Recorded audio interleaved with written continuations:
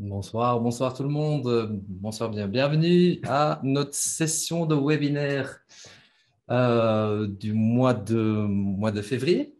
Euh, je vous souhaite tous une excellente, une bonne soirée. Je suis content et ravi de vous accueillir ce soir à notre webinaire ensemble, que je présente ensemble avec notre ambassadeur Marc Aladef sur un objectif très attendu et très bienvenu. Un objectif qui a quand même, qui ramène à une certaine grande valeur à nos derniers boîtiers qu'on vient de sortir. Donc, je parle surtout sur le A7S3, A7 IV, A1. Un objectif qui est très fort compatible avec ces nouveaux boîtiers de Sony. On avait déjà l'objectif dans un modèle précédent. Et donc, c'est la deuxième version. Donc, ce soir, Marc Aladef a eu l'occasion de tester le 70-200 GM2, qui est quand même qui était très attendu. Et donc, nous a fait une belle présentation pour cet objectif et qui va nous en parler ce soir avec beaucoup de plaisir et avec beaucoup d'aspects techniques et aussi avec beaucoup d'exemples pourquoi cet nouvel objectif a quand même beaucoup de valeur pour les nouveaux boîtiers. Bonsoir Marc, bienvenue. Bonsoir à tous. Donc effectivement, aujourd'hui, je vais vous parler du 70-200 2.8 GM version 2.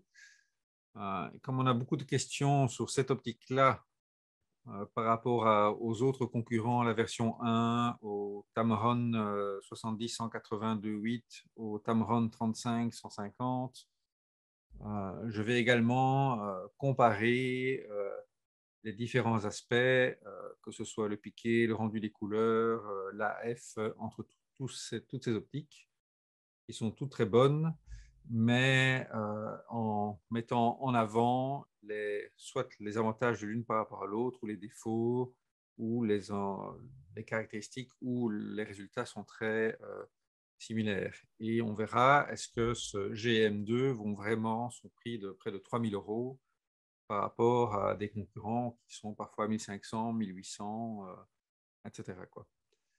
Donc, je crois que vous connaissez la réponse, mais on va voir si la valeur ajoutée de ce GM2, ce qu'il apporte de plus par rapport aux autres, est importante à vos yeux. Comme ça, vous savez faire le meilleur choix en fonction de euh, quels sont les critères qui sont importants pour vous. Comme d'habitude, vous retrouvez tous les résultats du test et les images d'exemple sur mon blog. Donc, ça, vous connaissez, je crois. Je vais donc passer un petit peu en revue d'abord les caractéristiques de l'objectif. Donc, vous voyez bien à l'écran, là? C'est bon? Oui, hein. Donc, je l'ai à mes côtés. Donc, je vais changer la caméra ici. Je passe là. Donc, je crois que vous le voyez. Oui, c'est bon. Donc, première caractéristique, quand on l'a en main, il est extrêmement léger, 1 kg, 1,60 kg exactement, par rapport au 1,5 kg de la version 1. Le Tamron 70-180 est un tout petit peu plus léger, mais il n'est pas avec une longueur constante, donc l'objectif s'allonge, ce qui est un peu plus désagréable quand on fait la vidéo, quand on zoome, puisqu'il y a un déséquilibre. Il y a également le Tamron 35-150 qui fait 100 grammes encore de plus, mais que de manière ergonomique, je n'aime pas du tout parce que tout le poids de ce Tamron 35-150, par exemple, est à l'avant. Et donc, quand je fais mes tests, je sors 4-5 heures faire des photos. En rentrant avec ce 70-200 de Sony, aucune fatigue, puisque la majorité du poids est concentré près du boîtier. Donc, il est vraiment bien équilibré. Le centre de gravité est très proche du boîtier. Tandis qu'un Tamron, le centre de gravité est vraiment très proche de la lentille frontale. Et donc, c'est extrêmement fatigant de shooter avec ce Tamron 35-150 pendant plusieurs heures. Donc, c'est quand même un facteur important si vous faites des longues sorties. Ce confort de prise de vue, même malgré qu'il n'y ait que 100 grammes de différence, le Sony paraît beaucoup plus léger. Alors, le Sony est un des seuls à avoir une vraie bague physique d'ouverture sur le zoom. Les Tamron peuvent avoir un équivalent en programmant la bague d'ouverture, mais donc on n'a pas quelque chose cliquable, décliquable, comme on veut. Donc ça, c'est quelque chose qui est assez unique. Le niveau de contrôle qu'on retrouve ici, on a vraiment tout ce qui est possible et imaginable, la même chose qu'on retrouve sur un 600 S4. Donc les différents modes de panning, de stabilisation. On peut activer ou désactiver la stabilisation optique. On peut limiter la distance de mise au point. Donc, soit 3 mètres et au-delà, soit l'entièreté du range qui commence à peine 40 cm à peu près, à 70 mm et 80 cm à peu près à 200 mm, ce qui est extrêmement court pour ce genre d'optique, puisque normalement, pour un 50 mm, c'est 50 cm. Pour un 135 mm, on est en général à 1 mètre. Ici, on est arrivé à réduire pour un 200 mm à 80 cm, ce qui permet vraiment d'avoir des gros plans, quoi. Donc, ça, c'est pour les boutons. Il y a également des boutons sur le côté pour avoir le clic, pas le clic, et pour bloquer ce qu'on appelle l'iris. Donc, soit on change d'ouverture ici, soit on se met en mode A. Le mode A, ça veut dire qu'on change d'ouverture via la molette de la caméra. Okay. On retrouve les 3 boutons classiques qu'on peut programmer. On peut ici faire pivoter, si l'on veut, on peut le faire ici. Si on est sur trépied, on peut basculer facilement, voilà, autour de ce point-là. Alors, je ne sais pas si vous remarquez, mais je n'ai pas le pied standard de Sony qui est livré. Ce pied est bien juste pour soutenir l'optique quand on marche ou on est en volant. Mais si on doit vraiment mettre l'optique sur un trépied pour de la vidéo ou autre, je préfère mettre ce trépied de chez Léo Photo puisqu'il a une embase qui est arc à suisse directement. Donc, on peut directement le mettre sur un trépied, tandis qu'avec le collier trépied de chez Sony, il faut mettre en plus une plaque qui se fixe, elle, sur le trépied. De plus, ça donne, si on veut juste le transporter, on l'a bien en main, tandis qu'avec le Sony, c'est un peu court pour le transport. Donc, voilà. Moi, pour ces grosses optiques, je préfère mettre ces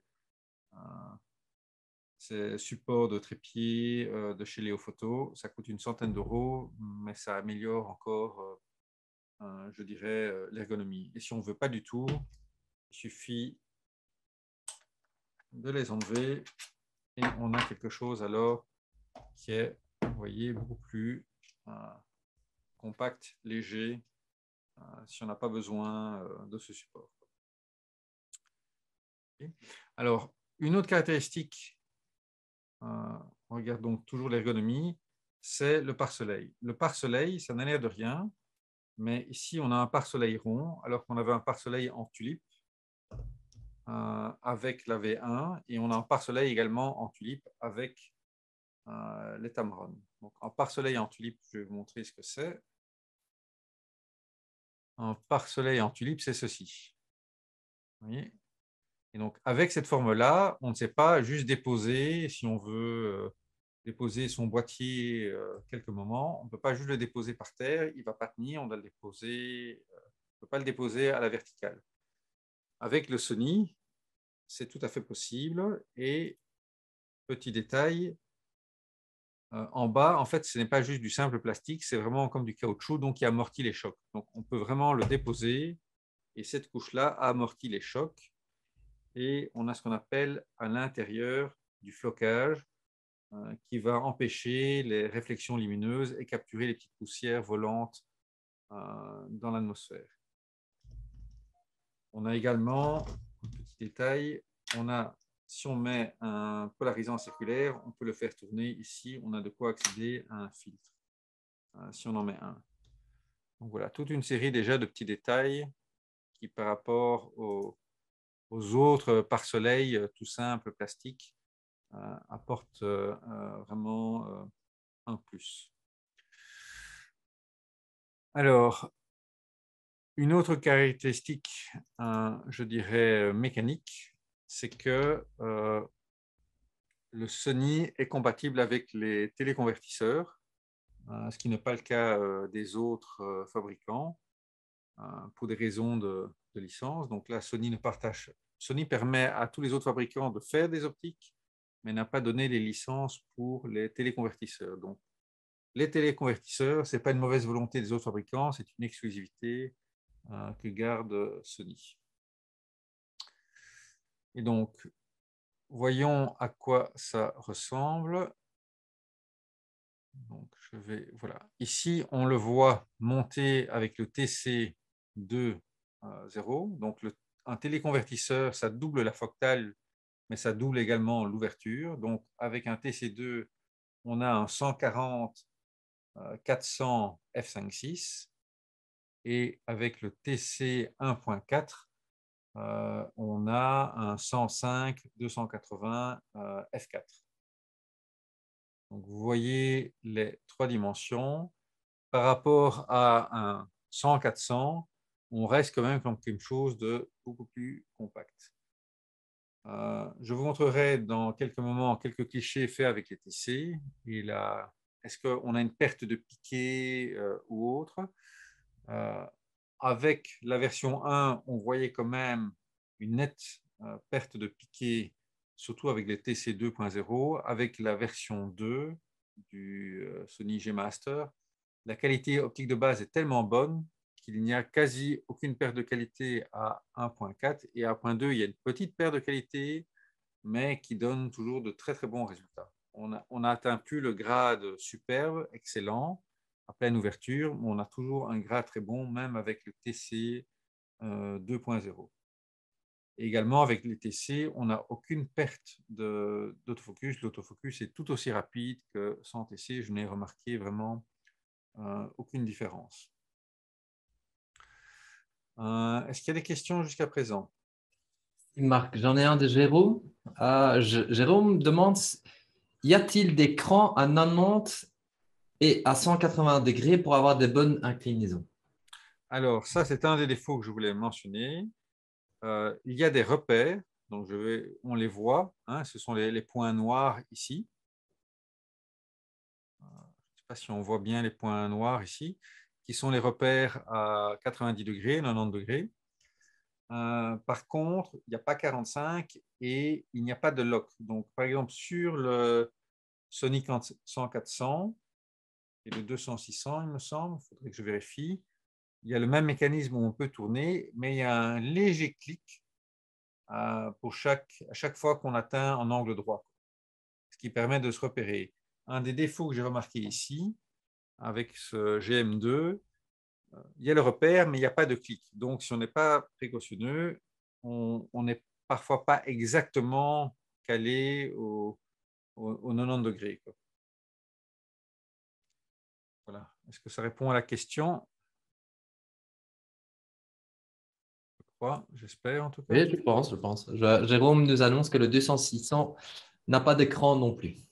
Ou alors, parce que j'en ai testé tellement, je crois que c'est le 100-400 qu'il a peut-être, ou il y aurait également ça sur les 402.8 et 600 f4. Je sais que certains ont ce mécanisme de petit clic qui est bien pratique, mais certaines optiques comme celle-ci ne l'ont pas, quoi.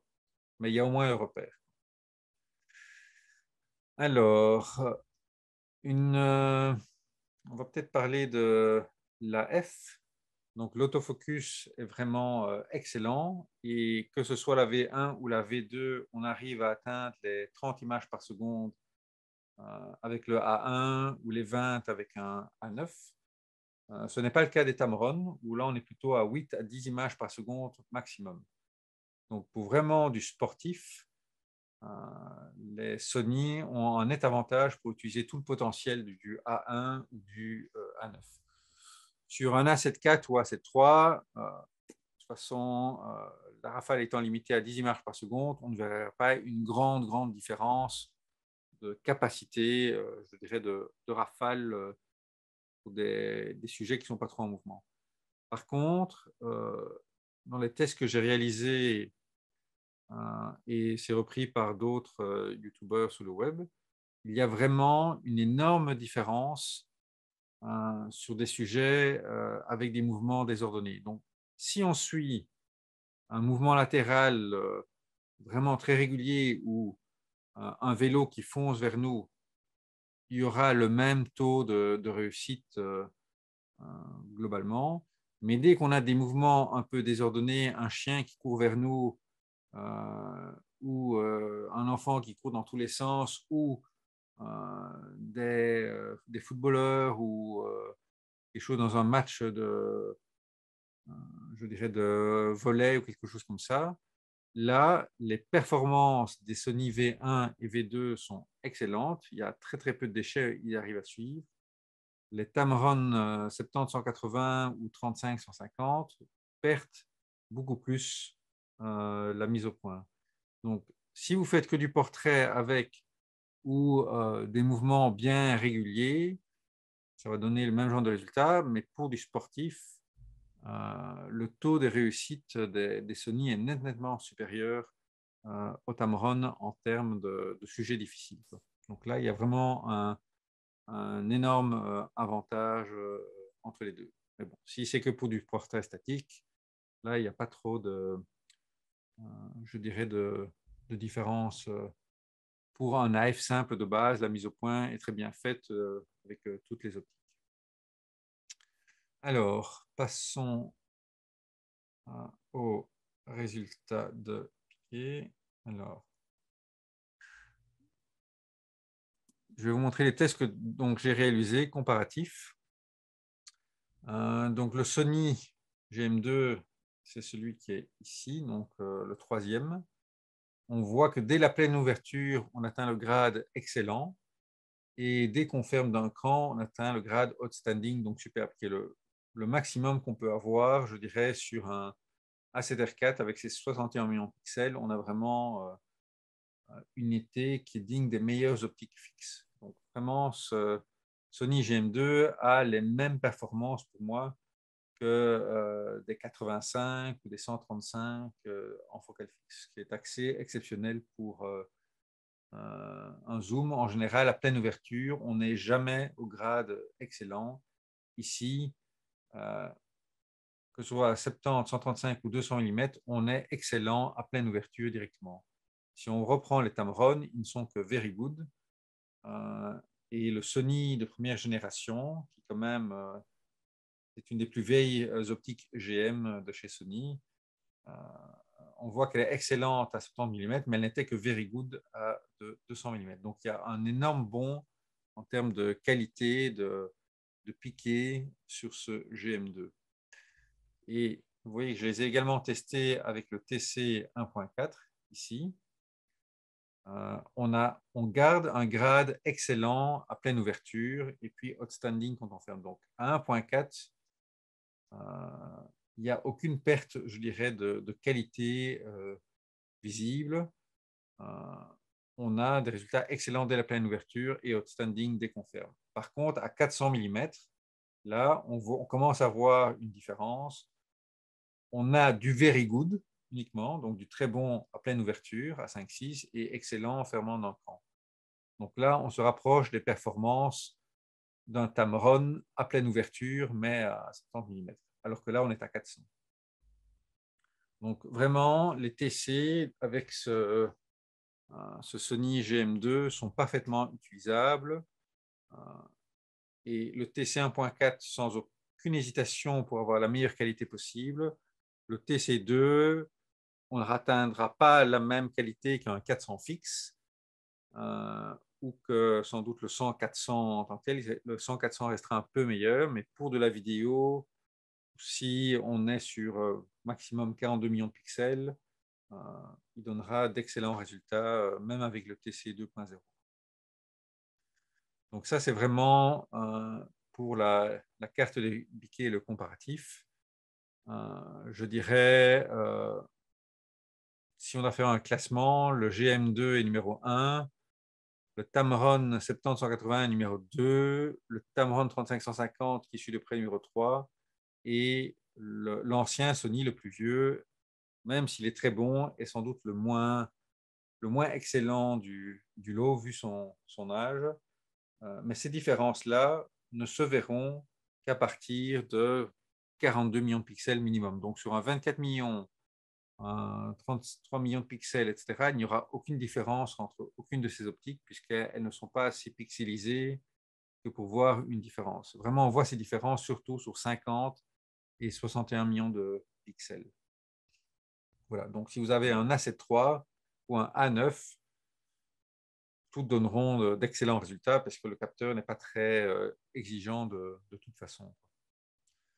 Donc ça, c'est pour la carte des piquets. Maintenant, je voulais vous faire un petit test à l'aveugle.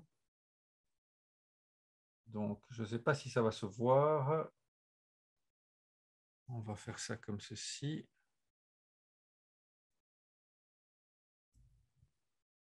Voilà. Vous avez ici deux optiques. Une, c'est le GM2, une, c'est le GM1. Je ne sais pas si vous pouvez le voir, mais moi, à l'écran, sur mon écran 5K, je vois très, très nettement une énorme différence entre les deux. Je ne sais pas si ça se voit de ton côté, Simon. Oui, Marc, ça se voit très bien. Okay. Donc, dis-moi où est le GM2 avec le billet de 20 euros ou l'autre? Moi, je dirais plutôt le gauche. Celui-là, c'est le GM1 en fait. Il est moins piqué, ça se voit vraiment très fort sur mon écran. Il y a une petite différence de focale, etc. Mais ici, on voit toute la texture et l'autre, on ne le voit pas, quoi. Donc, si je passe maintenant sur un autre, ici également, voilà. De nouveau, ici, celle de gauche est nettement plus piquée que celle de droite. À droite, c'est le Tamron 70-180. On ne sait pas lire. Alors, ici, on sait bien lire les lettres maxi en tout petit. Ici, c'est un peu blurry, quoi. Donc, à gauche, on voit la texture vraiment du livre ici. À droite, on n'a pas cette impression de texture. Donc, il y a vraiment une différence de contraste et de piqué très nette. Pour terminer avec celle-ci. Voilà. De nouveau, celle de gauche est nettement plus piquée, plus nette. À gauche, on a le GM2. À droite, on a le Tamron 35-150. Donc voilà, quand on fait vraiment des tests comparatifs dans les mêmes conditions, on voit vraiment une différence très nette, je dirais, entre les deux. Que ce soit, là c'était à 70 mm, 70 mm, ou à 200 mm ou 150, ou 35-150. C'est vraiment frappant quand on fait des zooms à 100%. Alors, un autre critère, c'est tout ce qui est, par exemple, bon, pour les distorsions, le Sony est meilleur que les autres, mais avec les profils d'optique, ce n'est vraiment pas un critère qui est très important, puisque avec Lightroom, ça corrige automatiquement. Par contre, d'un point de vue aberration chromatique, il y a peu de différences, mais quand même, le Sony est meilleur. Donc, juste pour comparer,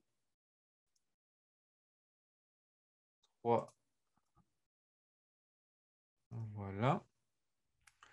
Ça, c'était donc en haut à gauche, on a le Sony GM1. On a ici en haut à droite le Tamron 70-180. On voit un peu d'aberration chromatique ici dans les branches. En bas à gauche, on a le Tamron 35-150. De nouveau, quelques artefacts mauves ici. Et à à droite, en bas, on a le GM2. Et là,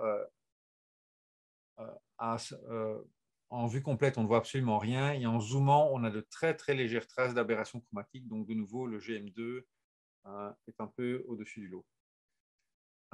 Si on regarde la résistance au flair, voilà ce que donne par exemple un Tamron. On a de beaux effets des étoiles, mais on a également pas mal de flair. Donc, on voit ici ces effets arc-en-ciel, c'est halo, qu'on peut remarquer quand on est face au soleil avec les Tamron. Si je reprends quelque chose de similaire fait avec le Sony, pas d'effet de halo, on a les effets d'étoiles et puis c'est tout, quoi. Donc on a quelque chose de beaucoup plus résistant au flair avec le Sony GM2. Voilà. Est-ce que vous avez des questions sur le piqué, la résistance au flair ou des choses comme ça avant que je passe à la suite? Je ne pense pas sur le piqué ou le flair, mais j'avais encore une question de Jérôme. Oui. Donc, le mode 3 en AF est alors exploité au maximum de ses capacités pour le A1 et le A7S3. Le mode 3, c'est une stabilisation quand les sujets sont en mouvement. C'est exploité aussi bien quel que soit le boîtier. C'est plutôt la rafale monte à 20 ou 30 images par seconde avec les Sony contre 8-10 maximum avec les autres optiques tierces comme Sigma, Tamron, etc. Mais le mode stabilisation 3 est valable quel que soit le boîtier, que ce soit l'A7IV, A7R4, A1, A9, etc. Et donc, si je comprends bien, donc, les marques concurrentes ne peuvent pas toujours fournir la totalité du Rafale prévu Elles ne par peuvent l'appareil. pas parce que pour atteindre cette vitesse de rafale et une mise au point correcte, Sony a des moteurs AF vraiment conçus pour travailler de pair avec le boîtier, les moteurs XD linéaires, qui est une technologie propriétaire qui fait que tout fonctionne en symbiose parfaitement, ce que les autres n'ont pas, quoi. Donc les autres sont, même si parfois il y a des optiques tierces que j'adore, par exemple le Sigma 85 f1.4 DGDN que je préfère au GM actuel, mais il est limité à 8-10 images par seconde, quoi. Donc si on veut faire du sportif, là c'est vraiment, les Sony sont quasi obligatoires si on veut vraiment atteindre ces 20 ou 30 images par seconde, quoi. Donc le taux de suivi, de réussite et de rafale est nettement supérieur. Là, il n'y a rien à faire. Les Sony sont nettement au-dessus pour travailler au maximum des possibilités des boîtiers sportifs, quoi. Ok, voyons maintenant un peu tout ce qui est bokeh rendu des couleurs. Donc, on a, je vais, donc ici, c'est le bokeh avec le TC2. Donc, ça reste parfaitement rond. Voilà le rendu à 200 mm à 2,8. Donc, vous voyez qu'on a des ronds de bokeh qui, comme toutes ces optiques, sont légèrement ovales sur les bords et bien ronds au centre. Et dès qu'on ferme, ça devient rond partout. Bon, c'est peut-être le seul problème qu'on peut voir sur le 70-200. Donc, c'est très, très léger. Je vais zoomer à 100%, mais dans des conditions lumineuses très difficiles, comme dans ce test, on voit de très légères traces de ce qu'on appelle de tranches d'onion rings, euh, qui sont vraiment faibles. Mais enfin, c'est vraiment pour chercher la petite bête.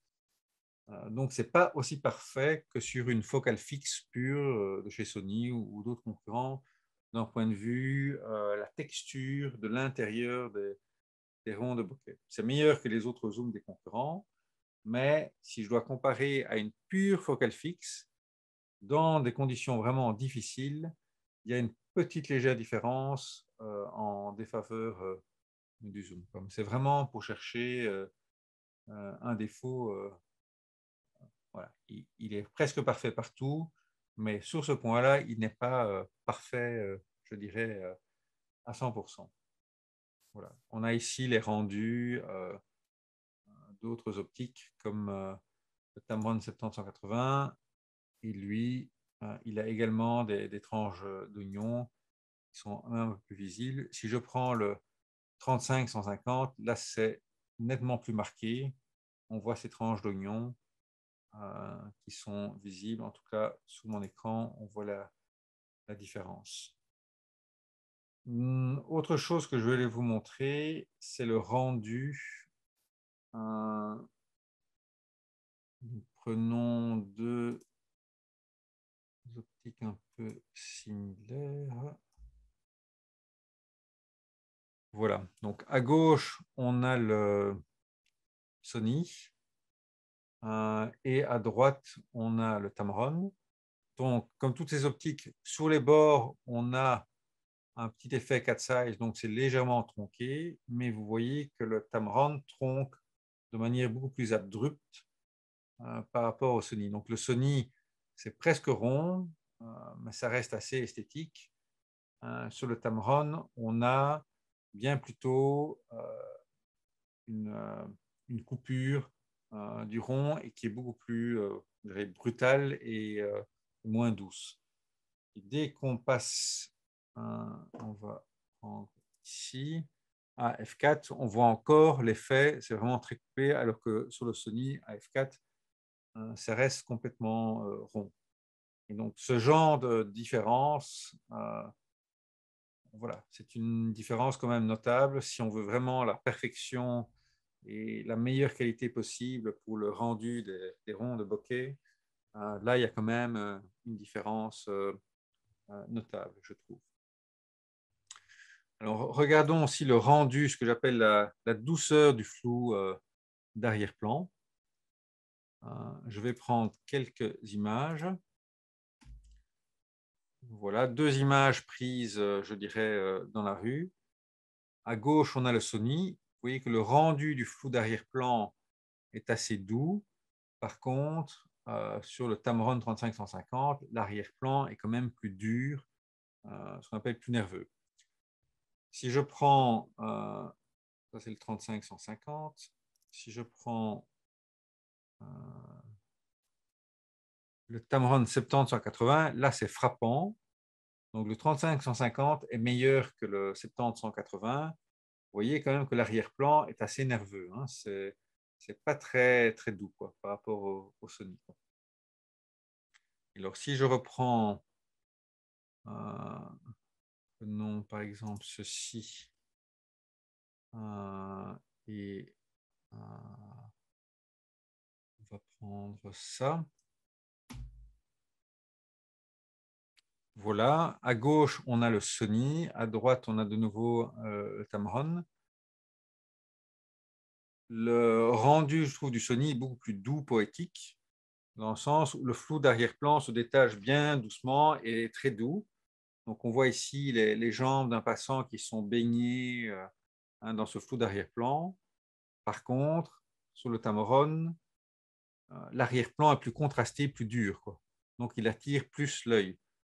Donc, c'est moins doux. Le sujet se ressort aussi très bien, mais un peu moins bien, et l'arrière-plan est plus présent à droite qu'à gauche. À gauche est beaucoup plus, ça donne un rendu beaucoup plus doux, poétique, avec plus d'atmosphère, et je trouve que ça rend nettement mieux.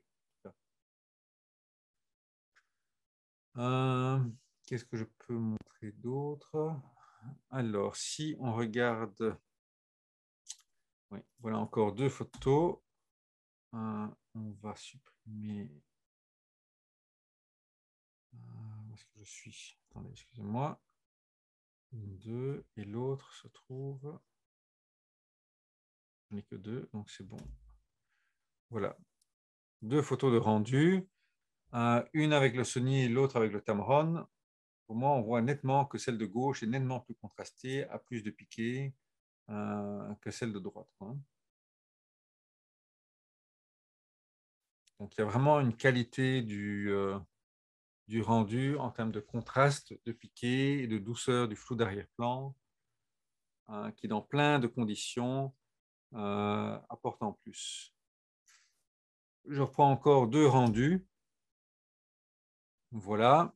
Ici, à gauche, on a quand même un arrière-plan qui est assez nerveux, même s'il a l'air doux comme ça. Quand on le compare à droite au Sony, celui du Sony est de nouveau donne quelque chose de beaucoup plus doux, beaucoup plus poétique que le Tamron qui est un peu plus dur, quoi. Alors, un autre test, on va prendre ça versus ceci. Voilà, voilà deux, je vais vite cacher. Voilà, pour moi, c'est clair et net. Quel est le rendu le plus doux? C'est clairement celui de droite et c'est le Sony par rapport à gauche, le Tamron, quoi. D'un point de vue piqué, sur quelque chose comme ça, les deux donnent d'excellents résultats, mais de nouveau, il y a une image légèrement qui croustille de partout, je dirais, sur le Sony. On voit vraiment toute la texture du métal ici. Ici, on la devine, mais elle n'est pas aussi apparente que sur le Sony, quoi. Donc vraiment, le Sony permet d'exploiter l'entièreté des capacités du capteur et du boîtier. Les autres donnent très bons à excellents résultats, mais si on fait vraiment des comparaisons, on a quand même une différence très nette. Point de vue rapport qualité-prix, ils sont excellents, mais si on veut le meilleur du meilleur, vraiment, le Sony en termes de piqué, de rendu, d'AF est meilleur, ou résistance au flair, tout ça, il est vraiment meilleur partout par rapport à ces autres optiques. Je vais vous montrer encore quelques autres photos prises avec le 70-200. Vous voyez, c'est vraiment un arrière-plan très doux, très agréable. On a vraiment de très belles choses. Et alors, en zoomant à 100%, on a un détail monstrueux pour les yeux, sans être non plus trop dur. Il y a des optiques qui sont très piquées, mais qui sont trop dures pour le rendu des peaux. Par exemple, le 85 mm 1.8 de Sony est très piqué, très bon, mais il est très contrasté. Et il n'est pas très agréable nécessairement pour les peaux. Le 85 GM a un nettement meilleur rendu des peaux. Ici, le 70-200, il a vraiment un excellent rendu. Ici, on voit vraiment les détails de tous les cils. On voit la texture de la peau, mais sans être trop dur pour les peaux. Donc, on a vraiment quelque chose de très agréable. Si on prend, par exemple, ici, ça c'est le rendu du Tamron 70-180, c'est un peu moins piqué et c'est un peu plus dur pour les peaux. C'est un peu plus contrasté et il n'y a pas ce velouté qu'on peut avoir avec un Sony. Regardez ici vraiment la carnation de la peau ou le rendu des textures sous la paupière. C'est super précis sans être dur non plus, quoi. Donc vraiment comme optique à portrait pour du mariage, de la mode, c'est vraiment un excellent rendu proche des focales fixes. Est-ce que vous avez des questions encore sur cette comparaison avant qu'on passe peut-être à la partie vidéo du Sony 3200? Non, en ce moment, il n'y a pas, il y a pas de questions qui se sont rajoutées. Ok, alors je vais faire un petit switch ici. Alors, juste pour vous montrer le suivi en rafale fait avec le A1. Donc ça, c'est fait avec le 70-200 en rafale. Je crois que j'étais même pas à 30, je crois que j'étais à 20 images par seconde. Mais toutes les images étaient nettes. J'en avais des centaines. J'ai fini par les supprimer parce que tout était net. Voilà le rendu. Et le suivi, je crois que c'était 20 ou 30 images par seconde. Il y a un autre coureur qui vient, mais il ne perd pas le point. Il continue. Voilà, voilà un vélo.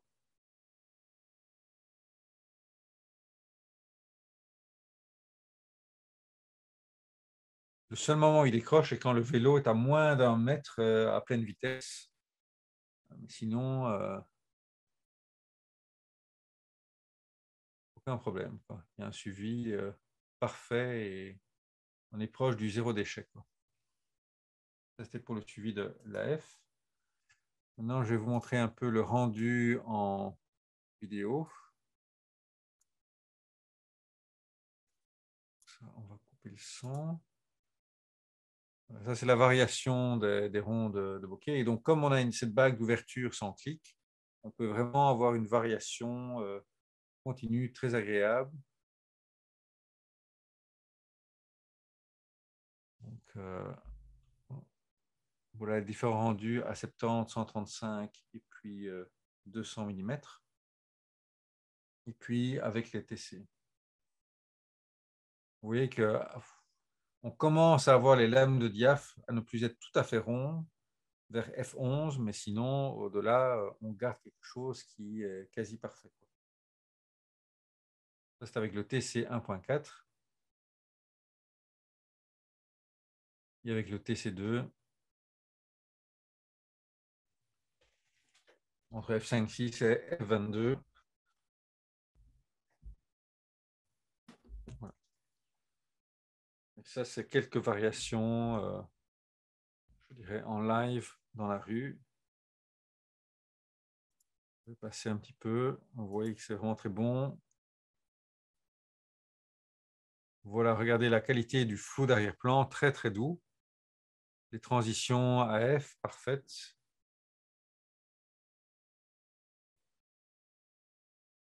Donc même à 70 mm, on a quelque chose de super doux en arrière-plan.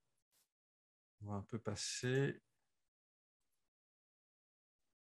Voilà, avec des arrière-plans très touffus, on a également un excellent rendu.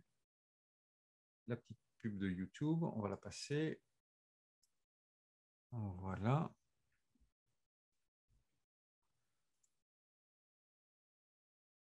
Là également le rendu.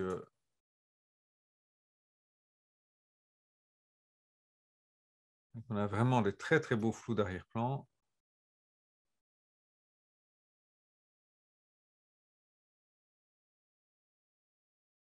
Malgré un oiseau qui est venu s'intercaler, il n'a pas perdu le point. Puis j'ai changé. Voilà, le rendu pour les chaises. Vous voyez que c'est super doux. Donc même en vidéo, on a ce superbe rendu. D'un point de vue respect des couleurs, c'est parfait aussi. On n'a pas des couleurs criardes ou sursaturées. On a vraiment ce qu'on voit vraiment. Donc on a un très très bon rendu, un très bon respect des couleurs. Je vais passer un peu ça. Ouais. Les aspects flair et autres. On voit aucune aberration chromatique, aucun flair. Alors, d'un point de vue, ah oui, un tout petit défaut, donc en termes de focus breathing, donc à 70 mm, il n'y a rien du tout, c'est parfait. À 135 et 200, on voit quand même un léger focus breathing, donc une variation du cadre, surtout à 200. On voit qu'il y a une légère variation. Là, par contre, le A7IV a un avantage, puisque le A7IV a une compensation du focus breathing qui fonctionne avec ce GM2, qui fait qu'en vidéo, on n'aura absolument aucune variation. Voilà quelques rendus en rue. Je vais passer sur des rendus de portrait peut-être. Voilà, ici. Vous voyez le rendu en portrait. On a des arrière-plans très très doux. En rendu des peaux, des couleurs, soit avec des peaux claires, des peaux foncées.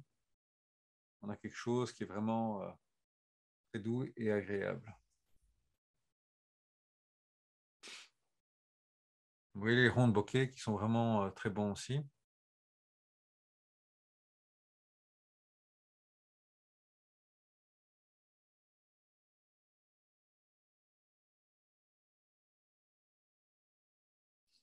Marc, Alors aussi, juste pour info, où est-ce que les gens peuvent regarder tous ces vidéos? Parce que je pense que tu as aussi une page YouTube.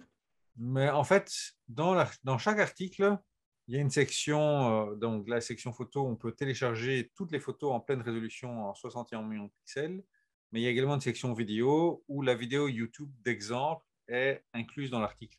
Donc on peut la regarder via l'article ou sur ma page Marc Aladet Photographie sur YouTube, où là, mais il n'y a que des vidéos, des samples faits avec chaque optique. Mais soit via l'article sur sonyalpha.blog, soit directement sur YouTube, on retrouve ces vidéos samples. Donc, vous voyez vraiment le rendu qui est très bon, je trouve. Et que ce soit avec TC1 ou pas, le rendu est tout aussi bon.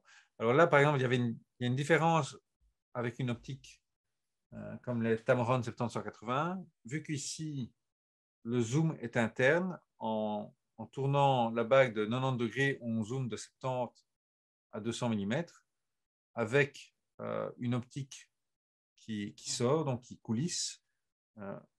En faisant ça, inévitablement, on perd en équilibre et il y a un léger mouvement qu'on voit en vidéo. Donc, en vidéo, avoir une optique à longueur constante est un énorme avantage aussi pour la stabilité, parce que en allongeant l'objectif, par exemple avec un 70-180, il n'y a rien à faire, le centre de gravité bouge et on ne sait pas avoir le même niveau de stabilité qu'une optique à longueur fixe.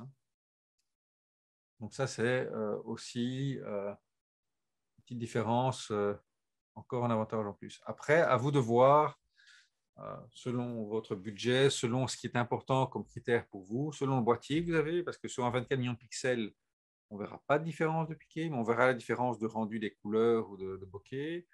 On verra les différences d'AF pour des sujets erratiques. On ne verra pas de différence en rafale. Donc vraiment, en fonction de ce qui est important pour vous, de votre boîtier, de votre niveau d'exigence et de votre type de photographie, certaines alternatives peuvent convenir.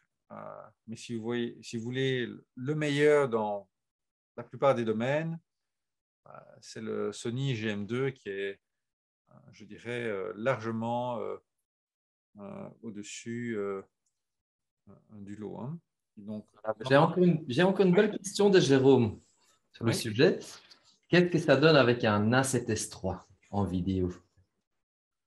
Ça donne aussi bien qu'en, je dirais, en A1, etc. Puisque les caractéristiques en vidéo, pour de la 4K, on n'utilise que 8 millions de pixels. Donc, même les 12 du A7S3, ça donne aussi bien qu'un A1. Et le A1, comme le A7S3, comme le A7 IV, a la fonctionnalité de gyroscopique, de stabilisation gyro intégrée.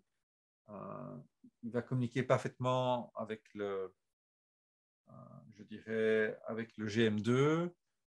La bague d'ouverture, c'est un avantage quel que soit le boîtier. Donc, avec le A7S3, il va se comporter aussi bien qu'avec un A1 ou un autre boîtier. Donc, c'est un excellent choix aussi. Et pour de la vidéo, on peut utiliser sans aucun problème les téléconvertisseurs sans aucune perte de qualité du tout, même avec le TC2, qui permet, si on est un peu loin, de mettre rapidement le TC2 et on peut filmer en 4K sans aucun souci avec le A7S3 en gardant le même niveau de qualité, le même niveau d'AF, il n'y a aucun problème, quoi. Et avec une stabilité due au fait que l'objectif ne s'allonge pas et donc on a quelque chose de très stable, même à main levée, mieux que par exemple le Tamron 70-180 qui lui s'allonge et quand ça s'allonge, comme ici, le centre de gravité bouge et c'est pas aussi stable, quoi. Donc il n'y a rien à faire, c'est de la physique, de la gravité. Quand ça s'allonge, c'est moins stable que quand ça reste avec une longueur fixe, quoi. Et quand on a le 35-150, moi je vous dis, à la fin de la journée, j'avais les mains qui tremblaient parce que c'est 1 kg 160 versus 1 kg, mais le centre de gravité est vraiment vers l'avant, quoi. Donc le stabiliser, c'est beaucoup plus difficile qu'avec le Sony GM2, quoi.